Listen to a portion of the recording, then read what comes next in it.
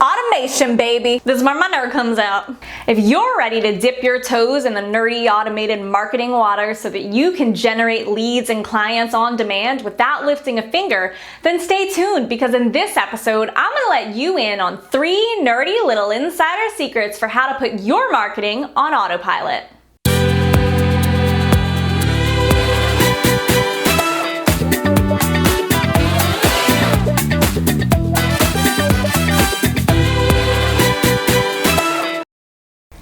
It's Amanda Goldman-Petrie, but you can call me AGP, and welcome back to Market Like a Nerd, the place to geek out about business and marketing strategies that maximize your profits while minimizing your efforts.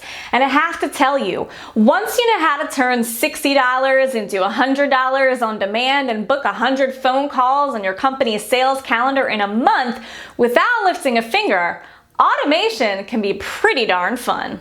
Now, the word automation can be a little intimidating and technical, so let me break it down for you. Instead of sitting at your computer, posting on Facebook, or going to the latest networking meeting, what if you could take a nap during the day and wake up to a new client who found you while you were off dreaming about Wentworth Miller?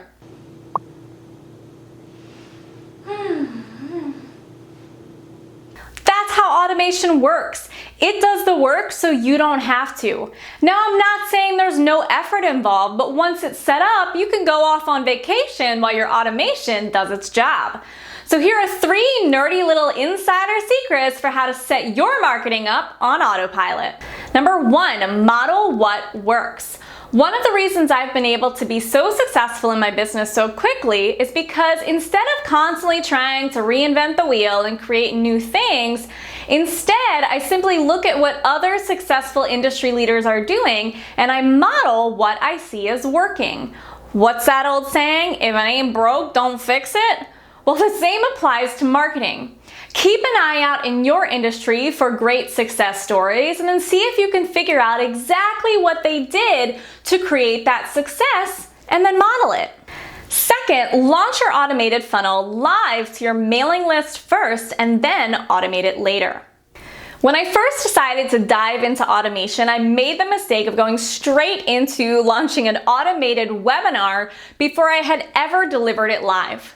Well, that didn't work, and what I quickly learned is more effective is to actually launch your funnel live to your mailing list first to figure out what's working and what's not working so you can fix the kinks before you spend money automating it. So if you're going to launch an automated webinar, do the webinar live to your mailing list first. If you're going to launch a 5-day challenge, do it live to your mailing list first. Then you can automate it later. The other benefit of this is your mailing list is actually easier to convert than people from Facebook ads who have never met you before. Shocking, right? So launching it live to your list first is also a really easy way to get some cash in the door that will fund everything you have to do later to automate it. And 3, look at your numbers, don't guess. One of the biggest mistakes I see entrepreneurs make when it comes to automating their marketing is they have all these landing pages and these Facebook ads and these emails, and it's just not working, they're not making money, so they just start changing things.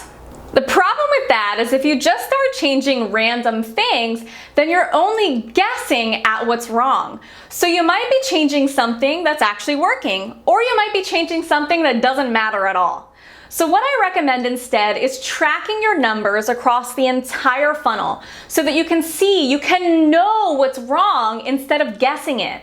And if you don't know how to track your numbers or you don't know what numbers to track, then hire someone who does to do it for you. And then I'm going to dive deeper into exactly what numbers to look at in episode 8.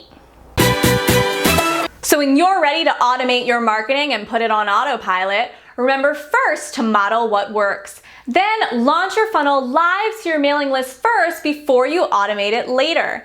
And finally, when you're trying to figure out what to change in the funnel to make it work better, don't guess, look at your numbers. If you like what you heard in today's episode and you don't want to miss out on any of our future nerdy goodness, then click the button below to subscribe to our Nerdpreneur Nation newsletter, where we release weekly web TV and podcast episodes.